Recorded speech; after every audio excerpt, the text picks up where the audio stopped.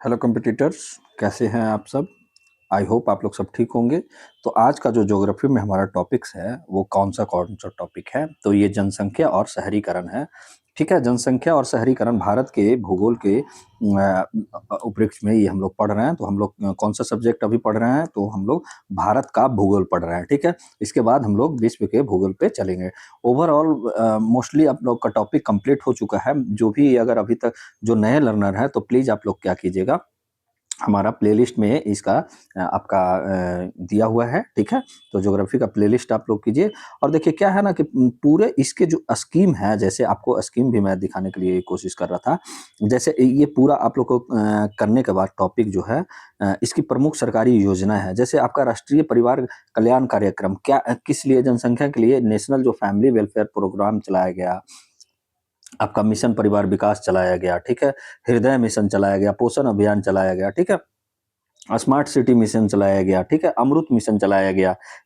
और प्रधानमंत्री आवास योजना चलाया गया। ठीक है, और स्वच्छ भारत मिशन, ये सब जो जितने हैं, देखिए हृदय हृदय जो इसका heritage city development and augmentation योजना जिसको बोला जाता है, नेशनल अर्बन लाइवलीहुड मिशन जो हो गया, जो डे एनयूएल शॉर्ट फॉर्म में बोला जाता है। ओके, आपका यूआईडी एसएसएमटी जो मिशन चलाया गया। ठीक है, तो ये सब के बारे में हम लोग उस पूरा करेंगे। उसके बाद हम लोग कहाँ चलेंगे, अपना एमसीक्यू चलते हैं। ठीक है, तो इसी प्रकार मैं आपको करवा रहा हूँ। आपको टॉपिक के साथ आपका क्या है कि आपका फुल जो अभी जो करंट से भी मैं रिलेट इसको कर रहा हूँ, उसके लिए क्या-क्या ये स्कीम्स आए हुए हैं, क्या गवर्नमेंट द्वारा किया जा रहा है, वो भी मैं आपको बताते चलता हूँ। ठीक है? जो आपके जो 14वीं जेपीएससी जो देने वाले हैं 8 मार्च को, और जो 72वीं बीपीएससी देंगे, एईडीओ जो अभी अप्रैल में होने वाला है, मुश्किल से इसका 60 दिन भी अभी नहीं बचा है बीपीएससी एईडीओ के लिए।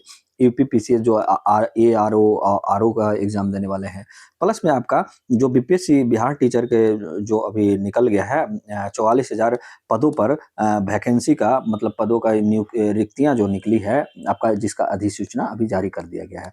और प्लस में आपका यूपीएससी जो बेसिक आपका चाहिए, वो आपको यहाँ से कंप्लीट हो जा रहा है। ठीक है, तो ये हमारा मोटिव रहता है कि आपका कोई भी टॉपिक मैं उठाऊं जिसको सिंप्लीफिकेशन कर आपको ब्रीफ में नॉलेज देकर और उसका एमसीक्यू करवा दूं, ताकि आपको क्या हो कि अगर आप नहीं भी पढ़े हुए हैं, अभी पूरे तरीके से टॉपिक से नहीं कनेक्ट हुए हैं, कभी नहीं पढ़े हैं, तो भी आपको जानकारी, इतना जानकारी तो मिल जाए कि जिसमें आपका एग्जाम बहुत अच्छा से जाए। ठीक है, तो मेरा ये पर्पस है। और जो दे चुके हैं आपका मतलब क्लास ले चुके हैं, उनके लिए तो बहुत ज़्यादा बेनिफिट है, उनको रिकॉल हो रहा है। ठीक है, तो हमारे जो चैनल है variety of exam pattern strategy यानी वेब्स एकेडमी, उसको आप सब्सक्राइब कीजिए जो भी नहीं किए हुए हैं। और प्लीज़ आप लोग अपने भाई बहन मित्र जो भी सहपाठी हैं उनको भी सब्सक्राइब करने के लिए बोलिए। ठीक है, हमारा 1000 एक लक्ष्य है, जिसमें सारे जो 1000 सब्सक्राइबर होंगे उनको स्टडी गिफ्ट दिया जाएगा वेब्स एकेडमी की तरफ से। ठीक है,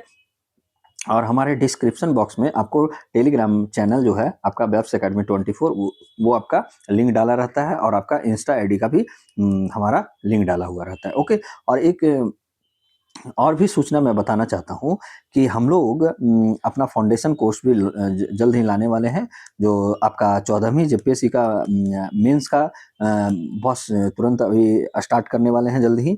और 72वीं बीपीएससी का हम लोग फाउंडेशन कोर्स जो प्री कम मेंस दोनों का लाने वाले हैं। ठीक है, तो जो भी 1000 सब्सक्राइबर होंगे ना, उनको इनमें लाभ होगा। तो जिनको भी लाभ उठाना है, और प्लीज़ जो भी आपके आसपास जो भी आपके दोस्त हैं या जो भी नज़दीकी हैं जो नहीं उतना पैसे अफोर्ड कर सकते हैं, यानी आर्थिक रूप से कमज़ोर हैं, तो उनके लिए अच्छा मौका है, हमारे वेब्स एकेडमी की तरफ से वो ज्वाइन कर सकते हैं सब्सक्राइब करके। ठीक है, 1000 सब्सक्राइबर में अगर वो आते हैं तो मैं उनका मतलब जो है फाउंडेशन कोर्स में कुछ ना कुछ ये वेब्स एकेडमी की तरफ से गिफ्ट दिया जाएगा। ठीक है, तो ये मैं आप लोग के लिए आसान बनाता हूँ। ठीक है, तो चलता हूँ हमारा आपका टॉपिक पे। ठीक है, कौन सा टॉपिक है, जनसंख्या। और एक छोटी सी और रिक्वेस्ट है आपका कि एक लाइक करके जरूर जाया कीजिए यार। ठीक है, आपको पुराने लर्नर या जो नए लर्नर हैं, प्लीज आप लोग लाइक जरूर किया कीजिए। ठीक है, क्या है टॉपिक, जनसंख्या एवं नगरीकरण, population and urbanisation of India. ठीक है, भारत का जनसंख्या और नगरीकरण। क्या है भारत की जनसंख्या?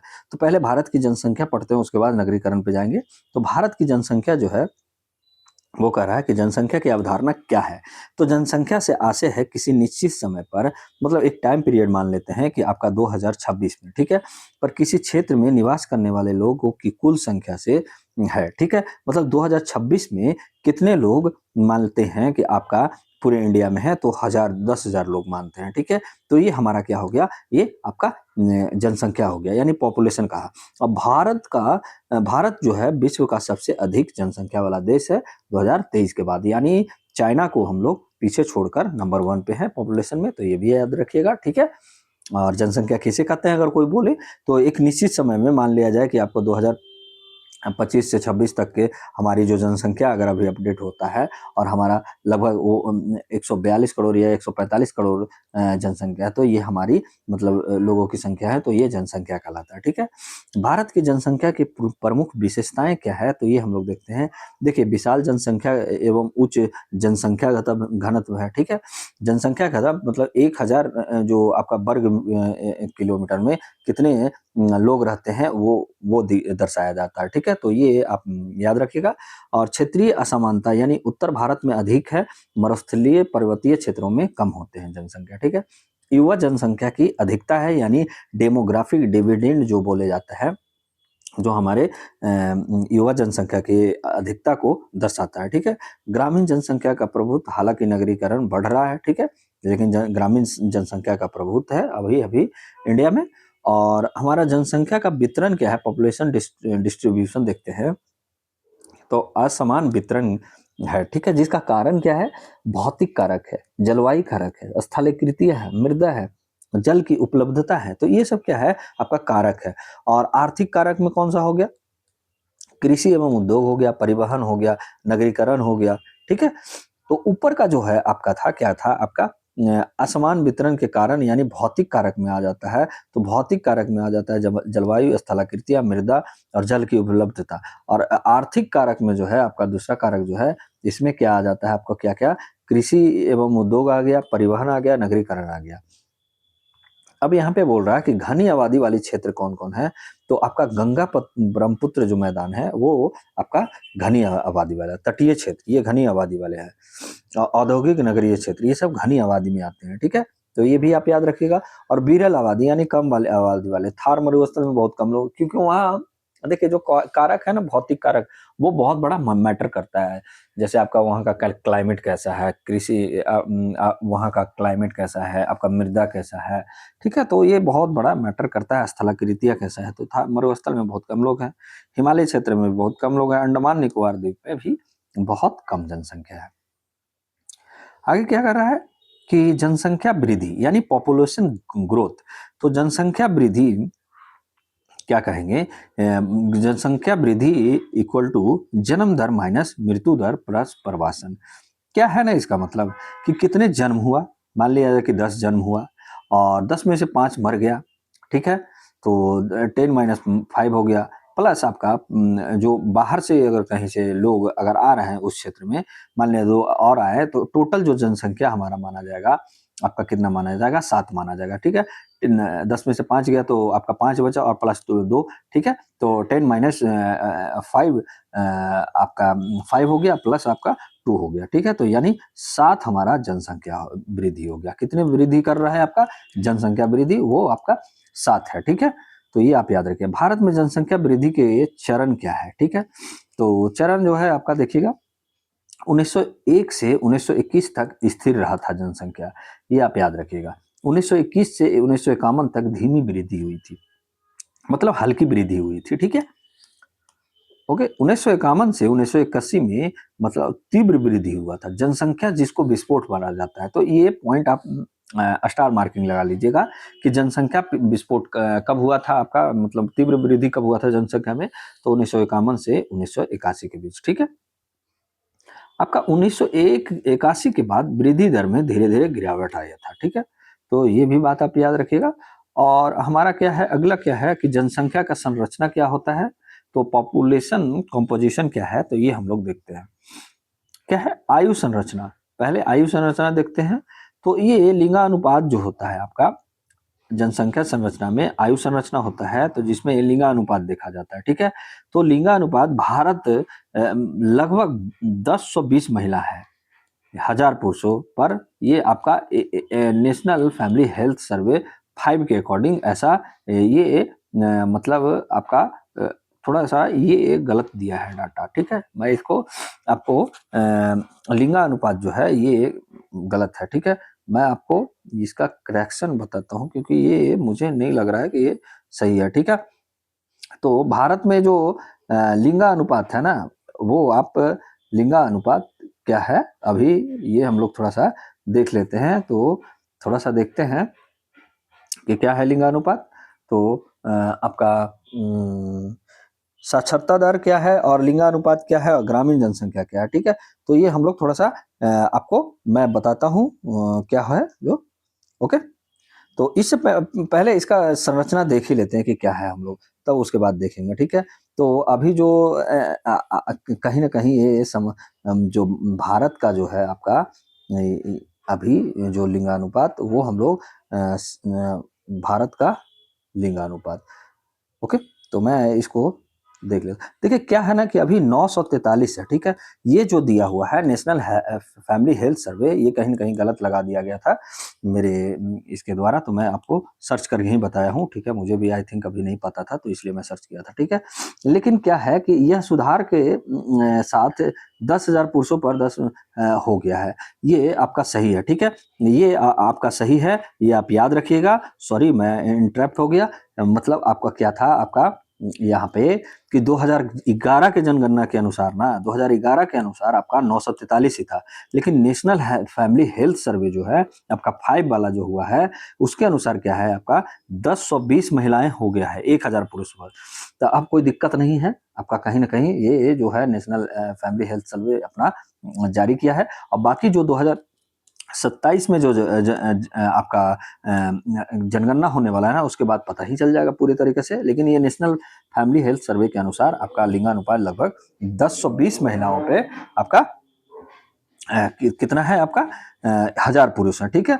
तो ये आप याद रखिएगा। और साक्षरता दर जो है साक्षरता दर भी हम लोग ये क्या होता है मतलब इस साक्षरता दर का मतलब जो होता है ना कि किसी देश में मतलब किसी देश में या क्षेत्र में मतलब 7 वर्ष या उससे अधिक जो 7 वर्ष ठीक है 7 वर्ष होगा या उससे अधिक अधिक हो गया आयु के मतलब क्या होता है कि जनसंख्या जितना रहता है ना जनसंख्या के अनुपात को दर्शाता है, ठीक है? तो ये आप याद रखिएगा कि कितना लोग वहाँ मतलब शिक्षित है, ठीक है?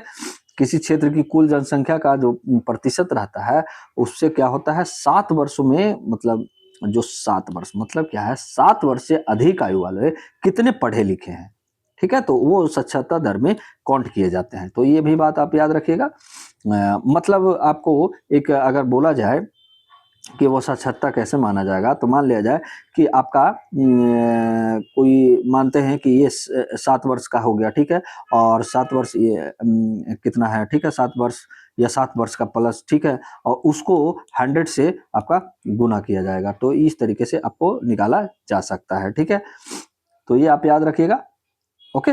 और आपका साक्षरता दर अभी कितना है मतलब फिलहाल अभी इंडिया में, तो ये आप थोड़ा ध्यान दीजिएगा साक्षरता दर अभी इंडिया में क्या साक्षरता दर, ठीक है? साक्षरता दर ओके। तो ये भी हम लोग थोड़ा सा देख लेते हैं क्या है अभी इंडिया में साक्षरता दर। तो ये ऐसा माना जाता है ना साक्षरता दर का कि अभी जो कुल साक्षरता दर है आपका 80.9% है। लेकिन इसमें से पुरुषों का जो है आपको थोड़ा सा नोट कर लीजिएगा, मैं नोट करके आपको लिखवा देता हूँ, ठीक है? ये 87.2% है, ठीक है? ये 87.2% और महिलाओं का जो है आपका महिलाओं का साक्षरता दर है वो आपका 74 पॉइंट आपका 6% है। तो आप एक नोट बना के इसको लिख लीजिएगा क्योंकि ये पूछा जाता है, ठीक है? तो स्कूल जो हो गया टोटल जो है आपका टोटल मैं लिख देता हूँ यहाँ पे 80 पॉइंट आपका 9% जिसमें से आपका फीमेल का और मेल का, ठीक है? तो फीमेल आपका कितना हो गया 74.6% और एम मीन्स मेल मेल कितना हो गया आपका 87.2%। ये आप 2011 के जनगणना के अनुसार है, ठीक है? तो ये भी आप याद रखिएगा। सॉरी, ये जो 2011 का नहीं, जो आपका पीरियोडिक लेबर फोर्स सर्वे जो हुआ था ना 2000, उसकी रिपोर्ट के अनुसार भारत की वर्तमान जो साक्षरता दर है अभी 80.9% है। तो ये भी आप याद रखिएगा। देखिए शहरी जो साक्षरता है ना, आपको टी लिख दे रहा हूँ, टाउन मतलब इसमें, या सी लिख देता हूँ, सिटी, ठीक है? सिटी में जो है आपका कितना है, 88.9% है। लेकिन वहीं आपका रूरल मतलब ग्रामीण में कितना है आपका, 70.5% है। तो ये आप नोट डाउन कर लीजिएगा, ठीक है? इतना आप नोट डाउन कर लीजिएगा। ओके, अब आगे बढ़ते हैं इसमें, क्योंकि ज्यादा फिर हो जाएगा। ग्रामीण नगरीय जनसंख्या क्या है, तो ये संरचना होता है। अब भारत में आपका नगरीकरण, ठीक है? भारत में नगरीकरण आपका, तो भारत में नगरीकरण देखते हैं क्या है। नगरीकरण की अवधारणा क्या है, जब ग्रामीण जनसंख्या नगरों की ओर प्रवास करती है, मतलब ये आपका गांव है और ये शहर है, तो इधर अगर कोई जा रहा है तो इसको क्या कहा जाएगा, और नगरों की भौतिक आर्थिक एवं सामाजिक विस्तार होता है, उसे ही नगरीकरण कर रहा है, ठीक है? इसका आर्थिक सामाजिक और आपका भौतिक विस्तार हो रहा है, यानी भौतिक मतलब बड़ा हो रहा है, सामाजिक मतलब समाज में कुछ बड़ा, आर्थिक मतलब आपका दुकान ये वो बढ़ रहा है, तो ये नगरीकरण आर्थिक भागीदारी कहलाए, यानी उसे नागरीकरण कहते हैं। और क्या है कि भारत में नगरीकरण की स्थिति, ठीक है? भारत में नगरीकरण की स्थिति जो है, भारत एक धीमी नगरीकरण प्रक्रिया वाला देश है, ठीक है? क्या है कि भारत में धीमी नगरीकरण है, ठीक है? नागरीकरण की दर लगभग जो है 35% के आसपास है, ठीक है? तो नगरीकरण की दर लगभग कितना है, तो 35% के आसपास। महानगरों का तीव्र विकास हुआ है, जो मिलियन प्लस सिटी जो है ना, जिसको मेट्रोपॉलिटन सिटी जो बोला जाता है, उसका बहुत तेजी से विकास हुआ है, ठीक है? आगे बढ़ते हैं, आगे क्या कह रहा है कि नगरीकरण के कारण क्या हो रहे हैं, तो पहला तो औद्योगिकरण, दूसरा रोजगार के अवसर, तीसरा शिक्षा एवं स्वास्थ्य सुविधाएं सही है आपका, चौथा जो है ग्रामीण गरीबी ज्यादा है, पांचवा है परिवहन एवं संचार का विकास वहां है, ठीक है? और आपका फिर है कि भारत में नगरीकरण की विशेषताएं थोड़ा सा हम लोग जान लेते हैं क्या क्या है। तो असंतुलित नगरीकरण है, दूसरी झुग्गी झोपड़ियों का विस्तार हुआ है, थर्ड आपका महानगरों पर अत्यधिक दबाव है, और फोर्थ क्षेत्रीय असमानता है, ठीक है? नगरीकरण की समस्या, आवास की कमी है, बेरोजगारी है, प्रदूषण है, यातायात समस्या है, जल एवं स्वच्छता संकट है, ठीक है? अब हम लोग देखते हैं कि नगरीकरण के सकारात्मक प्रभाव क्या है, तो ये हम लोग देख लेते हैं। देखिए आर्थिक विकास तो हो रहा है, औद्योगिक प्रगति भी हो रहा है, जीवन स्तर में सुधार आ रहा है, फोर नवाचार एवं आधुनिकता बढ़ रहा है, ठीक है? जनसंख्या और एवं नगरीकरण के बीच संबंध को कैसे देखेंगे, तो देखिए जनसंख्या वृद्धि होगा तो नगरीकरण को बढ़ावा मिलेगा ही मिलेगा, ठीक है? अगर नगरीकरण होगा तो आर्थिक विकास होगा ही, और आर्थिक विकास से जनसांख्यिकीय परिवर्तन आएगा ही। अनियंत्रित नगरीकरण सामाजिक आर्थिक समस्याओं का कारण बनता है, तो ये भी आप याद रखिएगा। अब इसकी प्रमुख सरकारी योजनाएं हैं, उसके बारे में हम लोग थोड़ा सा चलते हैं। तो पहला जो योजना है, देखिए योजना मैं आपके लिए इसलिए लगाया हूँ ना, कि ताकि आपको कहीं और दूसरी जगह पे जाके पढ़ना नहीं, ये भी मैं बहुत ढूंढने पर ये मिलता है यार, ऐसे नहीं मिल जाता है कि आप कुछ भी लाए, और टॉपिक टॉपिक से रिलेटेड बहुत योजनाओं को ढूंढ ढूंढ कर आपके लिए लाना पड़ता है, आसान नहीं होता है, ठीक है? उद्देश्य क्या है कि परिवार नियोजन सेवाएं प्रदान करना है, मातृ मातृ एवं शिशु स्वास्थ्य में सुधार करना है, किसका, राष्ट्रीय परिवार कल्याण कार्यक्रम का, ठीक है? नेशनल फैमिली वेलफेयर प्रोग्राम का। प्रजनन स्वास्थ्य सुविधा सशक्त करना है। और प्रमुख घटक घटक क्या है, तो पहला घटक है कि जन्म नियंत्रण सेवाएं, जैसे बांझपन नियंत्रण उपकरण, गर्भ निरोधक गोली या इंजेक्शन, आईसीयू आईयूसीडी, ठीक है? ये देना है, ठीक है? मातृ एवं शिशु स्वास्थ्य का क्या है, तो प्रसव पूर्व और पश्चात, मतलब प्रसव होने के बाद और होने से पहले देखभाल करना, टीकाकरण करना, पोषण स्वास्थ्य सलाह, ठीक है? जनसांख्यिकीय जागरूकता में क्या है कि परिवार नियोजन पर आईईसी जो है आपका गतिविधियां, जैसे एजुकेशन हो गया, कम्युनिकेशन के गतिविधियां, मतलब के द्वारा इनको परिवार नियोजन पर मतलब शिक्षा दिया जाता है, या इसके लिए बातचीत किया जाता है, ठीक है? और महत्व क्या है इसका, तो महत्व ये है कि जनसंख्या वृद्धि जो हो रहा था दर, उसका नियंत्रण हुआ, और मातृ एवं शिशु मृत्यु दर में भी कमी आई है, ठीक है? अब दूसरा जो है हमारा क्या है आपका, मिशन परिवार विकास, ठीक है? मिशन परिवार विकास आरंभ 2016 में 146 अत्यधिक जो है प्रजनन क्षेत्रों पर लक्षित हस्तक्षेप किया गया और उद्देश्य क्या था कि अल्प जन्म नियंत्रण सेवाओं पहुंचाना, परिवार नियोजन के व्यवहार में बदलना और रणनीतिक क्या है आपका तो इंटेंसिफाइड आईईसी मतलब इंफॉर्मेशन एजुकेशन कम्युनिकेशन जो है आपका ये एक चलाना और आशा स्वास्थ्य कर्मचारियों द्वारा व्यक्तिगत काउंसलिंग करवाना, निगरानी और डाटा आधारित योजना।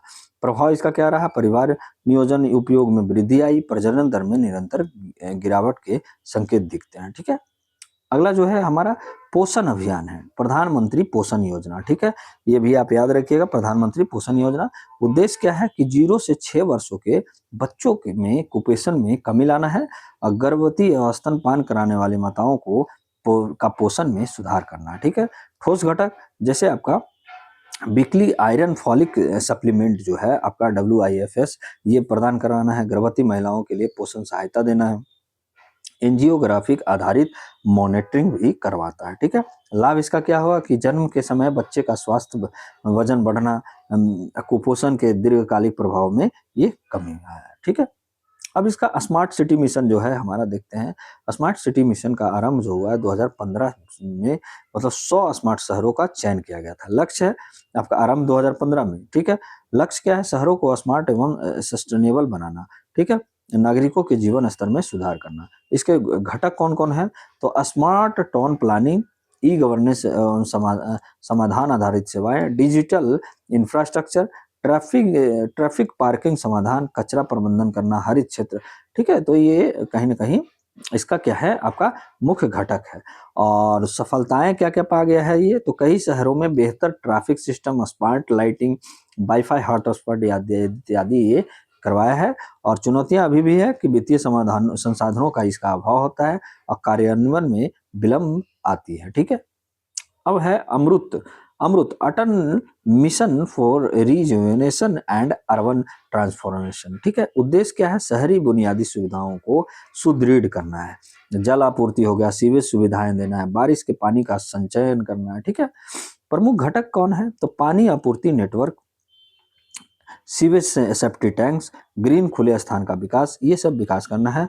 और विशिष्ट परिणाम जो रहा, कई शहरों में जल आपूर्ति कवरेज में बढ़ोतरी हुई है, सीवेज संचरण में भी वृद्धि हुई है। ठीक है, अगला जो है हमारा प्रधानमंत्री आवास योजना। ये क्या है? 2022 में आरंभ हुआ है, तक हाउसिंग फॉर ऑल का ये उद्देश्य था। 2022 तक, सॉरी 2022 में आरंभ नहीं है, 2022 तक हाउसिंग फॉर ऑल मतलब सभी के लिए घर, शहरी एवं ग्रामीण दोनों क्षेत्रों में ये सस्ती आवास सुविधा के लिए। तो ये याद रखिएगा, प्रधानमंत्री आवास योजना सिर्फ ग्रामीण में नहीं है, ये आपका दोनों में है। ठीक है, 4 स्तंभ है, इंसेंटिव फॉर इंस्टॉल्ड कंपोनेंट, सूक्ष्म वित्त सहायता, स्वामित्व, नागरिकों का अधिकार, सब्सिडी, समर्थन। ठीक है, तो ये आपका 4 स्तंभ है।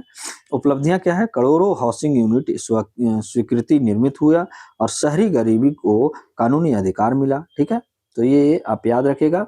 और इसमें सीमाएं जो है आप देखिएगा, सीमाएं क्या क्या है? तो बहुत अधिक अवसंरचना खर्च हुआ है, कुछ क्षेत्रों में निर्माण की गुणवत्ता पर चिंता है। ठीक है, यानी चिंतित है। ठीक है, तो ये आप याद रखिएगा। स्वच्छ भारत मिशन, ठीक है, प्रारंभ कब हुआ? 2014 में, ग्रामीण एवं शहरी दोनों श्रेणियों में। लक्ष्य क्या है? खुले में शौच को निषेध, मतलब ओपन डेफिलेशन जो आपका है ODF, उसको क्या है कि निषेध करना। ठीक है, स्वच्छता, ठोस कचरा प्रबंधन करना। प्रमुख परिणाम क्या क्या है? तो लाखों शौचालय का निर्माण कराया गया, कई शहरों को ODF सर्टिफिकेट भी दिया गया। ठीक है, जिसके पास जो शहर में सबसे मतलब ODF का पालन किया जा रहा है तो उसको सर्टिफिकेशन भी दिया जा रहा है। ठीक है, समालोचना यह है कि व्यवहार परिवर्तन को अस्थाई बनाए रखना आवश्यक है, तभी ये सही हो सकता है। ठीक है, अब क्या है? हृदय। हृदय मैं आपको बताया था, क्या था आपका कि heritage city development and augmentation योजना। क्या है? ऐतिहासिक उद्देश्य क्या है इसका? ऐतिहासिक या धरोहर शहरों का समग्र विकास करना है, पर्यटन एवं संस्कृति के अनुरक्षण करना है। मुख्य फोकस क्या है? तो आपका इंफ्रास्ट्रक्चर पर, अर्बन रिकवरी कल्चर वॉक पे और पार्क चौराहे पर। ठीक है, तो ये आप याद रखिएगा। आगे क्या है अब हमारा कि नेशनल अर्बन लाइवलीहुड मिशन। ठीक है, डे आपका NULM। क्या उद्देश्य? शहरी गरीबी को आजीविका एवं रोजगार अवसर करना, और स्वरोजगार की ओर प्रोत्साहन करना। ठीक है, घटक कौन सा है? कौशल विकास, स्वरोजगार सहायता, समस्या समाधान केंद्र इसके लिए खोला गया है। ठीक है, तो ये आप याद रखिएगा। 10वां क्या है हमारा? तो urban infrastructure development scheme for small and medium towns. क्या है? UIDSSMT का full form urban infrastructure development scheme for small and medium towns. ठीक है, उद्देश्य क्या है? छोटे एवं मंझोले शहरों में बुनियादी सुविधाओं का विकास करना, जल, सीवेज, सड़क, लाइट ये सब सही करना। ठीक है, लाभ क्या है? स्थानीय इकाइयों को सुदृढ़ता बना रहा है, क्षेत्रीय असंतुलन में क्या आ रहा है? कमी आ रहा है। ठीक है, तो ये आप याद रखिएगा।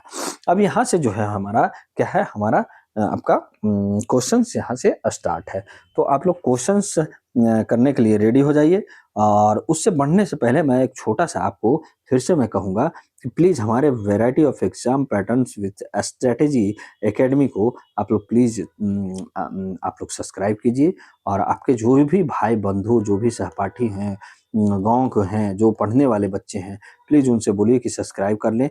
ठीक है, ताकि जो भी 1000 बच्चे होंगे उनको फाउंडेशन कोर्स में वैप्स एकेडमी की तरफ से गिफ्ट दिया जाएगा। तो ठीक है, और प्लीज़ एक छोटा सा लाइक ज़रूर कीजिएगा और जो पूछा जाए उसका जवाब अपने कमेंट बॉक्स में ज़रूर दिया कीजिए। ठीक है, आपसे नम्र निवेदन है हमारा। ठीक है, अगला जो यहाँ पे क्वेश्चंस है वो हमें चलते हैं कि क्या है क्वेश्चंस में। ठीक है, तो पहला ही क्वेश्चन जो है आपका क्या है? आपका ये आपका क्वेश्चन जो है हम लोग देखते हैं। तो पहले क्वेश्चंस में हम लोग चलते हैं। ओके, एक मिनट। जो पहला क्वेश्चन है क्या कह रहा है कि भारत में जनसंख्या वितरण को सर्वाधिक प्रभावित करने वाला कारक कौन सा है? तो ये हमारा है आपका क्या? जलवायु। ठीक है, ये आपका जलवायु है। देखिए जलवायु जलवायु जो है ना, जलवायु क्यों कारक बनता है? ये कृषि, ठीक है, जल उपलब्धता जल उपलब्धता और जीवन स्थितियों को प्रभावित करता है। कौन? आपका जलवायु। ठीक है, अत्यधिक ठंडे जो है आपका कहाँ होता है? हिमालय में होता है। ठीक है, हिमालय। और गर्म जो क्षेत्र है हमारा थार क्षेत्र में है। इसीलिए यहाँ पे ज़्यादा जनसंख्या नहीं होता है, यानी ज़्यादा जहाँ पे ठंडा पड़ रहा है या ज़्यादा जहाँ पे आपका गर्मी पड़ रहा है, यानी आपका थार में गर्मी, तो जनसंख्या वहाँ कम है। इसलिए ऑप्शन नंबर सी हमारा सही हो जाएगा। ओके, अगले प्रश्न में चलते हैं। क्या बोल रहा है कि आपका भारत में जनसंख्या वृद्धि की दर सर्वाधिक किस अवधि में रहा था? तो हमने याद किए थे कि 1951 से 1981 सबसे सर्वाधिक आपका जनसंख्या वृद्धि दर रहा था, जिसको क्या कहा जा रहा था? जनसंख्या विस्फोट। ठीक है, जनसंख्या आपका विस्फोट कहा जा रहा था। ठीक है, क्या कहते हैं? जनसंख्या विस्फोट। तो ये आप याद रखिएगा, यानी पॉपुलेशन एक्सप्लोजन। ठीक है, कारण इसका क्या था? इसके पीछे कारण जो हम लोग देखते हैं तो क्या था कि जो मृत्यु दर था ना, मृत्यु दर में तेजी से गिरावट आई थी। और जन्म दर जो था आपका, बर्थ रेट जो था, में सिर्फ धीमी गिरावट आया था। अगर दोनों गिरावट आता तो हमारा कहीं ना कहीं जनसंख्या वृद्धि दर कम रहता। ठीक है, यह संतुलित रहता। ठीक है, ओके, आगे चलते हैं। निम्नलिखित में कौन सा भारत का सर्वाधिक जनसंख्या घनत्व वाला क्षेत्र है? तो ये आपका गंगा ब्रह्मपुत्र मैदान। क्यों? यहाँ कारण जो है आपको अगर कोई पूछा जाए तो बताइएगा। उपजाऊ मिट्टी है, यहाँ पे उपजाऊ मिट्टी है। ठीक है, मिट्टी है उपजाऊ, समतल भूमि है। ठीक है, समतल भूमि है। ओके, और जल की उपलब्धता है, क्योंकि यहाँ पे इस जगह से नदी गुजरी है। ठीक है, और नदी वाले क्षेत्र हैं, जिसके कारण क्या हुआ? कृषि भी होने लगा प्लस नगरीकरण, दोनों का प्रभाव है। ठीक है, तो ये आप याद रखिएगा। ऑप्शन नंबर हमारा बी सही हो जाएगा। ठीक है, अगले क्वेश्चन पे कह रहा है कि भारत में नगरीकरण की धीमी गति का मुख्य कारण क्या है? तो क्या है ना, ग्रामीण कृषि पर निर्भरता यहाँ पे है। देखिए भारत की जो बड़ी आबादी है, भारत की जो बड़ी आबादी है, वो आज भी क्या है ना कि आपका एग्रीकल्चर पे ही डिपेंडेंट है। तो इसलिए क्या है कि इंडस्ट्री जो है आपका, इंडस्ट्रियलाइजेशन जो है आपका कहीं ना कहीं इम्बैलेंस है, यानी असंतुलित है। ठीक है, तो वो कारण हम आप लोग बताइएगा बी, ऑप्शन नंबर बी। ठीक है, अगले क्वेश्चन पे चलते हैं कि स्मार्ट सिटीज मिशन जो है का मुख्य उद्देश्य क्या है? तो स्मार्ट सिटीज जो मिशन का उद्देश्य है हमारा कि नागरिकों के जीवन स्तर में सुधार करना। ठीक है, नागरिकों के जीवन स्तर में सुधार करना। और इसका जो फोकस जो है क्वालिटी ऑफ लाइफ। ठीक है, क्वालिटी ऑफ लाइफ प्लस में आपका क्या है? आपका सस्टेनेबिलिटी, ठीक है, सस्टेनेबिलिटी, ठीक है, सस्टेनेबिलिटी, ओके। तो ये अभी आप याद रखिएगा, केवल तकनीकी नहीं बल्कि स्मार्ट गवर्नेंस भी इसका मेन आपका योजना में केंद्रित है, ठीक है। अमृत योजना का प्रमुख फोकस क्या रहा है? तो ये आपका शहरी बुनियादी सुविधाएं प्रदान करना है, जैसे आपका जल हो गया, आपका सीवेज हो गया, ठीक है, सीवेज हो गया, आपका हरित क्षेत्र हो गया, ये सब क्या है? शहरी बुनियाद का मतलब बुनियादी सुविधाएं हैं, ठीक है। ये स्मार्ट सिटी से अलग है, ऐसा नहीं समझिएगा कि ये स्मार्ट है, लेकिन पूरक तो है, मतलब पूरक एक दूसरे से संबंधित है, ठीक है। तो ये आप याद रखिएगा, यानी आपका जो प्रमुख योजना है वो कौन सा है आपका? कौन सा? शहरी बुनियादी सुविधाएं देना, ठीक है। प्रधानमंत्री आवास योजना का उद्देश्य क्या है? तो इसमें जो है ना शहरी गरीबों को सस्ता आवास देना, ठीक है। जैसे मान लिया जाए कि अभी जो है आपका हाउसिंग, इसमें नारा ही दिया गया है, यानी मोटो जो है आपका हाउसिंग फॉर ऑल का है, ठीक है। ऑल का दृष्टिकोण है, ठीक है, दृष्टिकोण जो अपनाया गया है हाउसिंग फॉर ऑल का, ठीक है। वो आपका ईडब्ल्यूएस हो गया, आपका लोअर इनकम हो गया, एलआईजी हो गया, एमआईजी हो गया, वर्ग का शामिल किया गया, मतलब लो इनकम ग्रुप हो गया, मिडिल इनकम ग्रुप हो गया, ठीक है, एमआईजी मतलब, ठीक है। तो ये आप याद रखिएगा। अगला है कि भारत में अनियंत्रित नगरीकरण का प्रमुख परिणाम क्या है? तो प्रमुख परिणाम जो है आपका झुग्गी झोपड़ियों का विस्तार। भारत में अनियंत्रित नगरीकरण का प्रमुख परिणाम क्या हुआ? झुग्गी झोपड़ियों का विकास, ठीक है। ग्रामीण शहर से जो प्रवास करके आपका ग्रामीणों से शहर जो जाता है प्रवास करके, वो क्या करते हैं? तेजी से आवास एवं रोजगार का ये खोज में चले जाते हैं और झुग्गी झोपड़ियां अपना बनाते हैं, ठीक है। तो ये आप कहीं ना कहीं इसका कारण बनता है। अगला मिशन है कि मिशन परिवार विकास का लक्ष्य क्या है? तो ये जो हमारा है आपका ऑप्शन नंबर सी, उच्च प्रजनन दर वाले जिले, ठीक है। क्या है उच्च प्रजनन? ये टारगेट करता है कि फैमिली प्लानिंग इनिशिएटिव को ये टारगेटिंग करता है, इसलिए मिशन परिवार विकास है जो ऑप्शन नंबर सी से संबंधित है, ओके। अगला प्रश्न है कि जनसंख्या और नगरीकरण के बीच संबंध के संदर्भ में निम्नलिखित में कौन सा कथन सही है? तो हमारा जो सही होगा आपका, ये आपका नगरीकरण आर्थिक विकास को बढ़ावा देता है। जनसंख्या और नगरीकरण के बीच संबंध के संदर्भ में निम्नलिखित कौन सा सही है? तो नगरीकरण आर्थिक विकास को बढ़ावा देता है, तो ऑप्शन नंबर सी हो जाएगा। अगला क्वेश्चन है कि क्या कह रहा है कि भारत में निम्नलिखित में कौन सा राज्य सर्वाधिक नगरीकृत है 2011 के जनगणना के अनुसार? तो ये तमिलनाडु है। ये बात आप याद रखिएगा, कौन सा राज्य? तो तमिलनाडु। तमिलनाडु लगभग लगभग 48% आपका नगरीकरण होता है, और महाराष्ट्र में जो है महानगर अधिक है, ठीक है, महानगर अधिक है लेकिन प्रतिशत में कम है। तो ये ऐसा नहीं समझिएगा कि महाराष्ट्र लगाएगा, ये क्वेश्चंस आपको फंसा सकते हैं। यहाँ जो आंसर होगा आपका तमिलनाडु होगा, लगभग आपका 48% यहाँ आपका नगरीकृत राज्य है ये, ओके। भारत में सबसे कम जनसंख्या घनत्व वाला राज्य कौन सा है? तो ये आपका अरुणाचल प्रदेश है, ठीक है। इसका पीछे कारण तो आप लोग पता ही होगा कि ये आपका पर्वतीय जो है, भू आकृति वाला है, घने वन वाले हैं, दुर्गम क्षेत्र है, ठीक है। तो इस कारण ये कम जनसंख्या घनत्व है यहाँ, ठीक है। जनसांख्यिकीय लाभांश जो है, डेमोग्राफिक डिविडेंड का तात्पर्य क्या है? तो ये है कार्यशील आयु वर्ग की अधिकता, मतलब आपका 15 ईयर्स से लेकर आपका 59 ईयर्स तक वर्ष वाले जो आपका वर्ग जो है आपका की अधिक जनसंख्या को ही आपका क्या कहा जाता है? कार्यशील आयु वर्ग का अधिकता, यानी डेमोग्राफिक डिविडेंड, ठीक है। तो ये आप याद रखिएगा, और भारत के लिए ये अवसर है, ठीक है। अवसर भी है, चुनौती भी है, ये भी आप याद रखिएगा। चुनौती कैसे है वो आप लोग समझ जाइए कैसे है, ठीक है। अगर सही से किसी चीज का उपयोग ना किया जाए ना, जैसे आप लोग बैठे हुए हैं, आप लोग का माइंड अभी ठीक है पढ़ने का है, और आप ये पढ़ने पर अगर नहीं दीजिएगा, आज समय आपका पढ़ने का है, ठीक है, आपको सब कुछ मिल रहा है, नहीं पढ़िएगा तो फिर वो कहावत है ना, चिड़िया चुग गई खेत तो बाद में पछतावे से क्या होना फायदा है? कुछ फायदा है? कोई फायदा नहीं है, ठीक है। तो वही बात है। निम्नलिखित में कौन सा नागरीकरण का पुल फैक्टर है? तो पुल फैक्टर जो है आपका रोजगार के अवसर, ऑप्शन नंबर सी, जो मतलब पुल फैक्टर माने जो आकर्षित कर रहा है, ठीक है? तो कहीं न कहीं शहर शहर जो है ना, शहर की ओर आकर्षित करता है आपका रोज़गार का अवसर, ठीक है? तो ये आप याद रखिएगा और ये सब जो है ना ग्रामीण गरीबी हो गया, आपका भूमि विखंडन हो गया, कृषि पर निर्भरता हो गया, ये कहीं न कहीं पुश फैक्टर है। ये आपका पुल फैक्टर नहीं है, खींचता नहीं है पुश धकेलता है ये, ठीक है? कि जाओ, ठीक है? पुल माने खींचना, ओके? आपका अगला प्रश्न है कि स्वच्छ भारत मिशन अर्बन अर्बन वाले का प्रमुख उद्देश्य क्या है? तो ये आप याद रखिएगा, ठोस अपशिष्ट प्रबंधन करना, ठीक है? आपका ठोस अपशिष्ट प्रबंधन करना और अमृत मिशन का है जल आपूर्ति करना, ठीक है? तो ये आप याद रखिएगा। अगला जो है प्रधानमंत्री आवास योजना जो अर्बन के अंतर्गत निम्नलिखित कौन-सा घटक शामिल है? तो ये आपका क्रेडिट लिंक्ड सब्सिडी है, ठीक है? क्रेडिट लिंक्ड सब्सिडी आपका 4 जो स्तंभ है आपका किसमें? प्रधानमंत्री आवास योजना में, तो वो कहीं न कहीं एक स्तंभ ये भी है क्रेडिट लिंक्ड सब्सिडी, ठीक है?